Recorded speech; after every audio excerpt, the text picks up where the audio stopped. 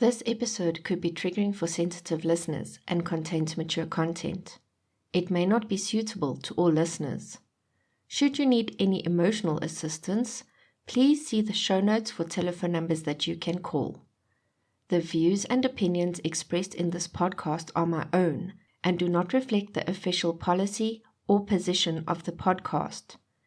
Any content provided by contributors, such as the host, guests, bloggers, sponsors, or authors, are of their opinion and are not intended to malign any religion, group, club, organization, company, individual, or anyone or anything.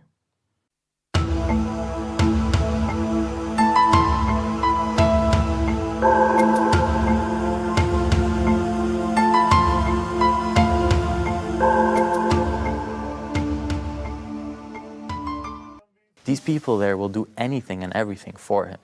He lives a beautiful life. He has beautiful chairs, beautiful silverware, all kinds of very fancy rabbi, stuff. Mm-hmm. And the people in his community have nothing. The boy and the rabbi spent a lot of time together. He told me a lot. I'm special, I'm holy, I'm smart and all that. But he uses those lines for everyone to get them to listen. Today, Marcus has no trouble using the word brainwashing. He couldn't care less about any of the God stuff. It's a tool for him to get people to follow him. And once they follow him, the God part falls away and he has pure mind control over the people. This is Decoding Cults, and I'm your host, Palsy. You are listening to Tahor Part 2. In our last episode, we looked at Shlomo's early life, how Tahor started, and we ended the episode where Shlomo was released from prison. This week, we will be continuing the story after his release. I am going to give a blanket trigger warning for this episode, as it contains many elements of child abuse, so please take care when listening. I would like to apologize again in advance if I mispronounce any of the Jewish or Yiddish words.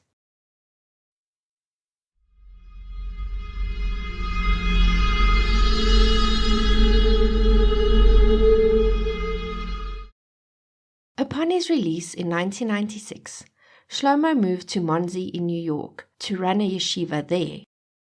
Monsey is around 65 kilometers or 41 miles north of Brooklyn. There's not a lot of information around Shlomo's time in Monsey. I think that he may have been keeping his head down. By the year 2000, Shlomo's visa was revoked and he was deported back to Israel. In some reports, it is said that this was because of his felony conviction, but there were 4 years between his release and his deportation, so I am unsure what popped up to make this happen. If you recall from our previous episode, he was not exactly welcome in Israel either, as they were still worried about his Islamic ties. Well, only 6 weeks after he got home, he fled again, this time to Canada. In Canada, Shlomo only had a visitor's visa, and in an effort to stay in the country, he first tried to become a Canadian citizen. This was not approved when they found out about his conviction in the US. Then, in 2003, he went before the Refugee Commission and claimed that he was escaping persecution by Israeli authorities, partly because of his anti-Zionist beliefs. Shlomo provided so-called proof in the form of witnesses and documents, but no one ever actually questioned the authenticity or the truth thereof. They recorded a video with Shai to testify in Shlomo's defense on the question of his conviction, and he, of course, stated that Shlomo was blameless. The CBS News channel, however, found out from Shai that he had been paid to make that video, and that he had indeed been kidnapped by Shlomo. The spokesperson for the group at the time, Uriel Goldman, even testified that he had been a member of the Israeli Defense Force and he was tasked to infiltrate the group and spy on Halbrand to help make a case for his arrest. He testified that he was so taken by the rabbi that he decided to join the group instead. The Canadian government granted Shlomo asylum. Just for interest's sake, when Uriel was asked about this in a CBS News interview a few years later, he stated, quote, "I really don't want to talk about that because I know that Israel is watching very carefully. I think you can understand. I don't want to receive one day a bullet from a Mossad agent or something like that." End quote. When the interviewer pushed to know if it was true or not, he never really answered the question. Shlomo and his followers settled in a small town called St. Agatha de Mons, which is around 106 kilometers or 65 miles north of Montreal, a province in Quebec. According to laurentides.com, St. Agatha de Mons has many attractions and activities for both summer and winter, including beaches, camping grounds, hiking, skiing, and skating on the lake. Here, the leaders of Lev Tahor became more involved in the day-to-day, paying everyone's rent and buying everyone's food. These leaders were Shlomo's trusted inner circle. They consisted of Uriel Goldman, Maya Rosner, and Nachman Halbrands, who's one of Shlomo's sons. During their time in Quebec, Shlomo steadily implemented even more rules.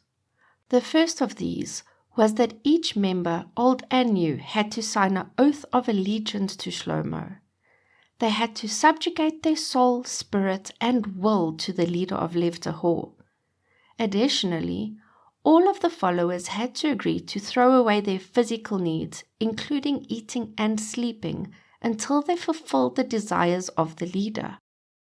We can see here how Shlomo is moving away from religion and basically making himself the authority to which the followers need to exalt.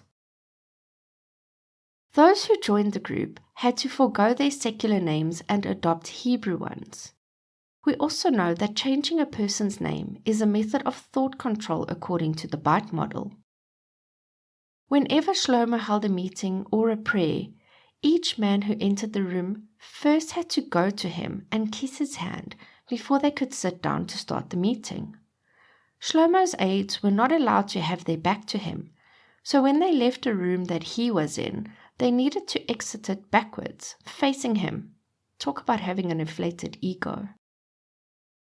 When the men and boys prayed, they needed to do it longer and louder than normal. They would need to say the words very slowly and loudly, even shout them at times. Usually, in more Orthodox communities, these prayers last around 45 minutes, but at Lev Tahor, they could go on for 2 hours. Like the Bible, the Torah has the spare the rod verse. Of course, this was implemented at the yeshiva. When the boys would not listen in class or do what they were told, they would either be hit with a wire hanger, a wooden baton, belts, even fists. They would also be pinched and slapped. Point 4 under behavioral control on Dr. Hassan's byte model states, control types of clothing and hairstyles. And Shlomo did just that. From the age of 3, the males had to shave their heads once a week, but were not allowed to trim their beards or their payot, which is like the locks or sideburns on the side of their face. Those who wore glasses even needed to wear the same type of frames. They were also made to take a daily ritual bath, which in itself isn't bad, but the water for this bath had to come from a natural spring or river and should be fresh and unadulterated. The female followers of Lev Tahor, however, needed to wear black shrouds similar to burqas, covering them from head to toe. Only their faces were exposed. And when I say toe, it's not even ironically, because their feet needed to be covered at all times, even in bed. This dress needed to be worn from the age of 3. They could, however, change it and wear white robes, but only once a week for Shabbat or on holidays. I looked online, And even though these shrouds are not the norm, there are some ultra-Orthodox Jewish communities that are adopting this dress for their female members. Even though the Torah doesn't say that women can only wear black or white, the women in the group claim that color and patterns are not modest enough, and that wearing head-to-toe black is better. In my opinion, it was probably suggested to them, and then they were made to believe that this was their own idea. When adult members would contradict Shlomo, not follow his orders, or if it was found that they were planning to leave, he would diagnose them with a mental illness, mostly borderline personality disorder. He would then treat them with antipsychotic drugs, vitamins, and the Atkins diet. According to the Mayo Clinic, borderline personality disorder, or BPD, is a mental disorder characterized by unstable moods, behavior, and relationships. The cause of BPD isn't well understood. Diagnosis is made based on symptoms which include emotional instability, feelings of worthlessness, insecurity, impulsivity, and impaired social relationships. The treatment for BPD is usually talk therapy, but in some cases medications like antidepressants, mood stabilizers, or antipsychotics will be prescribed. As we know, Shlomo was not a qualified psychiatrist, and his so-called diagnoses were absolute nonsense.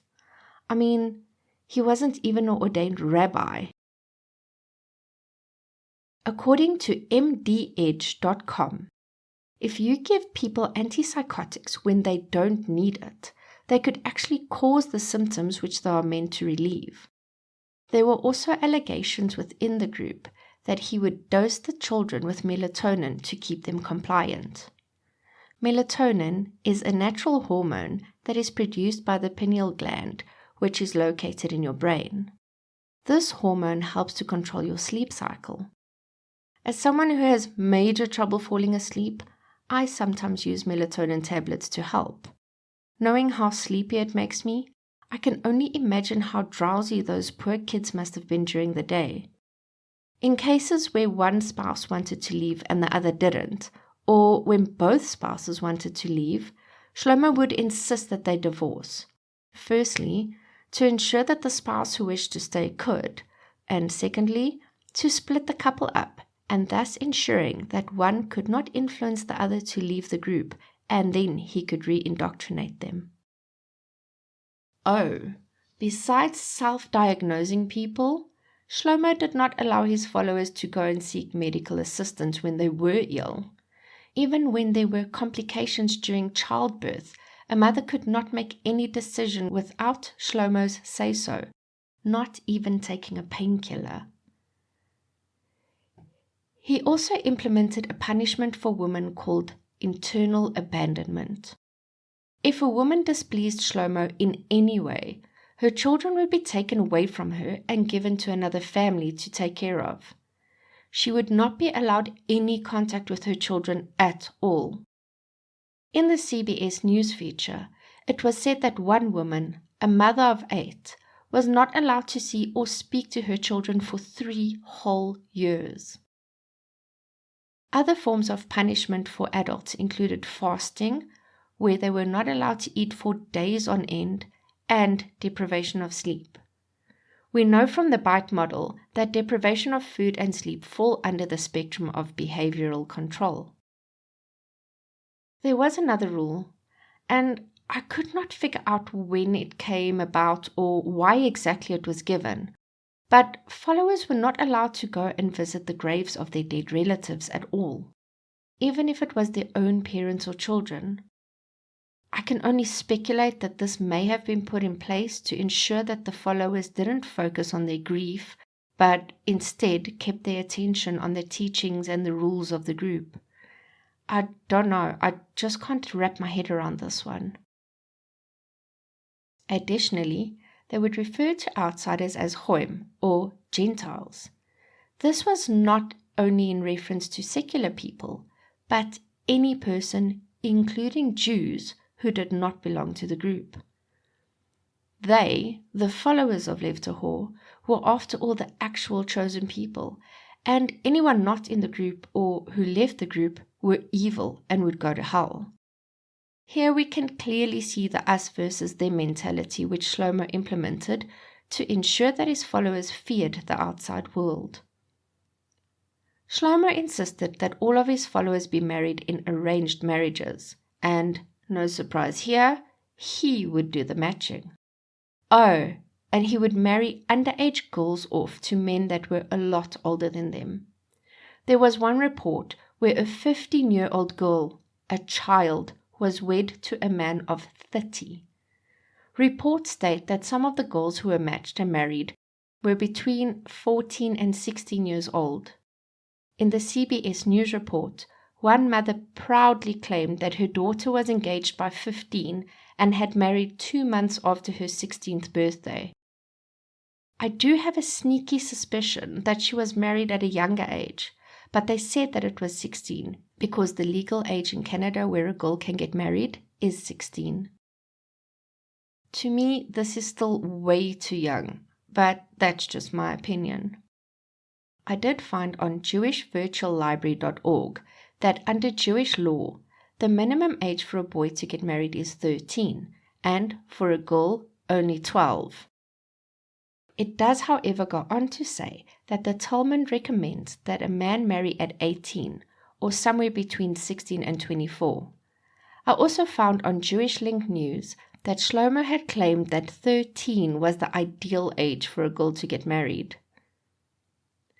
Members of the group were encouraged to spy on each other, even inside of families, and report back to Shlomo if anyone broke any of his rules. This obviously caused a lot of mistrust among the followers, which is great for the leader as they can now get the members to self-police. Shlomo insisted that all of the men become scholars of the Torah. The thing is, with all of the men learning and all of the women keeping house, how did they afford homes, clothes, food? Well, they set up a charity, of course.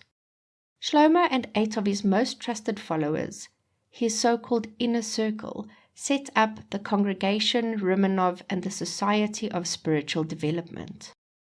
It was reported in the Star that through their 2 charities, the group had amassed close to $6 million in assets and got hundreds of thousands of dollars in annual revenue through donations. I also think that one of the reasons why Shlomo had chosen to go to Canada was that they have something called child benefit tax, where the government basically gives you money to provide for your child. Now, seeing as the families had up to 10 children, that would mean an income of close to 35,000 Canadian dollars or 471,000 rand a year. One of the most extreme punishments was banishment. If a follower broke the rules, even at times if they did something without Shlomo's permission, like buying a book, you would be told to leave. Now, I know this doesn't equate to physical harm, but if you think that most of these people had only ever known life in this group, they had no social or working skills that would help them in the outside world, down to even speaking the language properly, you would be cut off from friends and family, basically your entire support system. And you had been told for your entire life how evil this outside world was, and now you're basically dropped into this evil place to fend for yourself. I'd be terrified too. Shlomo wrote his first book called Derek Hadsala, which translates to Path of Salvation. It is summarized as an illumination of what is occurring right now in the Holy Land, and the approaching erasure of the state, and of the magnitude of the danger to each and every one who is found there and resides there, and the path of salvation for each one who is found there and resides there, and many more important matters. Sure, that's a mouthful. It focuses on the 3 vows which we discussed in episode 1, and also the fact that the Israeli state should not exist. This book was published by the community, but it is said that there have been many copies distributed throughout the Haredi world. The group all lived in properties very close to each other, and for the majority of a decade went mostly under the radar. They even got a few more followers, some even coming from Israel to join the group. Then, in 2011, things started to go south for the group in Quebec. The first red flag was raised when 2 young girls were traveling to Canada from Israel to join the group for one of their holidays called Yamin Noraim. Oh, I hope I said that right, which means Day of Awe. Their uncle had become concerned when he had heard where they were going and was scared that they would be married off as soon as they got there. The authorities were alerted, and in a joint effort between the Canadians, Interpol, and the Foreign Ministry, the 2 girls were intercepted at the airport by the Canadian Immigration Office and were sent back to Israel. That same year, the school board had become aware of the fact that the children of the group were not only not enrolled in school, but were not being taught in English or French. I went and looked at the educational laws for Quebec and found that it is compulsory for all children to attend school from the age of 6 to the age of 16. Homeschooling is, however, allowed, provided that written notice is sent to the minister and to the school service center that has jurisdiction in their area. The person who will be teaching these children must have a learning project which will impart knowledge to the student, foster his social development, and give him qualifications by the development of basic skills including literacy, numeracy, and problem-solving skills, and by the learning of French is submitted to the minister. Additionally, the minister will monitor the homeschooling and evaluate the child's progress. Now, we know from the previous episode that not much attention was given to the so-called secular subjects, let alone French. So it stands to reason that the authorities were concerned. In my opinion, they may have forgotten teaching the children French and only gave them very little English in an effort to make them dependent on the group and to ensure that they could not ask for help from the outside world. In 2012, Adam Brzezinski, an ex-member of the group, came forward and told authorities what had been happening within the group. Danish-born Adam and his wife had fled the group the year before. Adam had spent 2 years with Tahor in Quebec, and he was married to none other than Uriel Goldman's 15-year-old daughter shortly after he joined. When the group found out about their plans to leave, Adam had been diagnosed, and I use the term loosely, with BPD, and he and his wife were pressured to get a divorce. I'm sure Uriel had a lot of influence in this decision, as he was a prominent figure in the group, and he might have been humiliated if his daughter left. Luckily, the pair did manage to get away and found sanctuary in Denmark. In May of 2012, child welfare and educational officials from the Quebec government went to inspect the community, and what they found worried them immensely. The living conditions in some of the homes was not great, and the children were not being given a proper education according to the law. The followers of Tahor were on edge, and it is said on LevTahorSurvivors.com that by April 2013, the leader of the group had started to develop a contingency plan in case the authorities would take action or try to remove their children. By June of 2013, even Malka, Shlomo's wife, had fled back to Israel after being beaten by her husband's inner circle for speaking out about child abuse. She would claim that even children as young as 6 months old were not being spared from being beaten. On the 6th of August 2013, 21 members of the Child Welfare Authority went to the house for an inspection. What they found there horrified them. Some of the homes were filthy and crawling with insects. There were between 4 and 5 children sleeping in small bedrooms and some on urine-soaked mattresses. Nurses were brought in and found that some of the children were vastly underweight. They also found that a few of the children and even some of the women of the group had fungal infections on their feet, some so bad that they were black. This was most likely due to the fact that women were never allowed to have their feet uncovered. A former member of the group had spoken to the CBS news crew and explained that he had become disillusioned by Shlomo when he saw how lavishly he had lived versus how his followers had struggled just to put food on the table. Again, we can see here that the cult leader lives a much better life than his followers and uses them to gain money and luxuries while they live in squalor. During the raid, some of the children did come forward and explained what had been happening to them in this group. There were allegations of severe beatings and sexual assault. The authorities opened files on 128 of the children and took their findings to the court, where a judge ruled that 14 of the children needed to be removed from the community into foster care for 30 days, where they could be medically and psychologically evaluated. Among the 14 was a mother of 16 and her infant. They were to be placed with Yiddish-speaking Jewish families to lessen the shock of being taken away from the only home they had ever known. You see, as most of the group all lived on one street, most of the children had never even left that street. I can't even imagine having one street be your whole world, but unfortunately, those children wouldn't immediately be taken to safety. The night of 13 November 2013, after the Sabbath had ended, the group put their contingency plan into play. 35 families loaded onto 3 buses and into 6 cars to leave Quebec. Each individual had been assigned a specific seat, and once they were all seated, they set off under cover of darkness.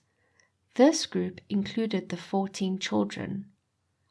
On the Crime Beat TV documentary, followers who were being interviewed recounted how they had cheered and sang as they crossed over the border out of Quebec and into Ontario. The group drove 894 kilometers or 555 miles southwest to the rural town of Chatham, Kent. And then the group moved into a few bungalows on the outskirts of town. Because the case against the group had made the news, a few reporters both locally and from Israel descended on the small town. The reporters, however, found happy smiling children playing with brand new toys in clean homes. They interviewed some of the followers, who all spoke of how happy they were and that the allegations against them were unfounded. It's my opinion that they put their best foot forward to the media so that people would think that this was just a happy community who just happened to want to live their life according to the rules of the Torah. There were even people interviewed in various articles who had members of their families in the group. Some of these interviewees said that their family members were happy in the community and that even though they did not understand their beliefs, they weren't in fear for their safety or for their mental well-being.